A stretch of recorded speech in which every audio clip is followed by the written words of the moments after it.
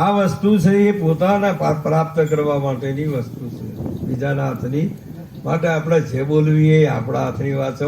એની મોટી આળ હૈયે કે ભગવાનનું નામ લઈ શકતો ભગવાનના દરબારમાં ભગવાનનું નામ ના લેતો હોય તો એના ઘેરે તો હું કરતો હશે એ જ ખબર. તમે હોય નથી લેતા તો તમે જો સોચો તો હના લેતા હશે આખો દાડો. આટલા સંતો વારંવાર જગાડે ને તોય ઉપરના ધ્રોણા કરે, વારે વારે જે બોલાવવાનું બીજું, વારે વારે જે બોલાવવાનું.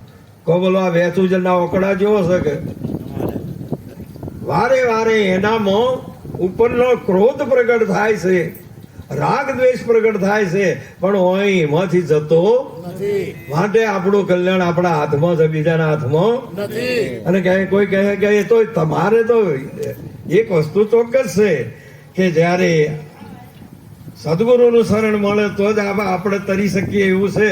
પણ સદગુરુ મહારાજ કદી તારે તો એ કદી તમારું ઉપાડ પણ તમે ઉપડો જ નતો.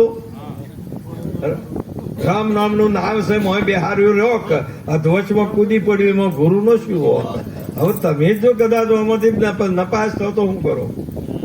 કદી હારા ટકા લેતા લેતા લેતા જ્યાં શિલાવરમાં કદી 50% લાયા તો પછી શું કરશો? તે મહાપુરુષે કે આખો અવસર તમારો, આખો અવસર આ હરિભજવા માટે, આખો અવસર તમે કર્મમાં તમારા પુરુષાર્થમાં વિતાવો છો, તેમ આખો આ જન્મ પરમાત્માના ભજનમાં તમારે લેવા, શ્વાસોશ્વાસ પરમાત્માનું નામ લેવાનું છે. માટે બધા પ્રેમથી બોલો, બોલીએ સદગુરુ મહારાજ કી જય. પધારેલા હરિગુરુ સનાતન સદગુરુ નિરાંત કૃષ્ણ કનૈયા નિર્વાણ મહાપુરુષની શંકર નામની આજે આ પવિત્ર પાવન દિવ્ય પ્રસંગે પધારેલ અને જે પૂજા કરવા માટેનો એક અનેરો લાભ કહેવાય કે સંતો પણ આ ઘર ની ઘોર રાખી અને એવો આજનો દિવસ બે ભેગા થઈ આજે એક અનુકૂળતા એ લાવી આજે સંત દર્શન કરાયું અને અધિકાર પણ આ મહાપુરુષોના આશીર્વચનથી એમને આપ્યો. એ બધા આ સંતોની એમના પર કાયમ કૃપા રહે અને કાયમ આ મહિમા પરંપરાગત ચાલે એવા સંતોના આશીર્વાદ સદાય હોય છે. પણ મહાપુરુષે કીધું છે કે આ મનુષ્યનો દેહ મળ્યો છે તો મનુષ્યના દેહથી આ તનથી સેવા કરવી, મનથી ભક્તિ કરવી અને ધન હોય તો આવું શુભ કાર્ય પરમારથી કરવું. એવો ધ્યેયથી એ ઉદ્દેશથી આપણને આજ બે ફળ એમને સદગુરુએ પ્રાપ્ત કરાયો અને એમને ભજન પણ કર્યું હતું. આ તો ભાગ્યમાં હોય ને મળી જાય, સહેજે સહેજે મળે એવી આજે આ સંતોની કૃપા થઈ.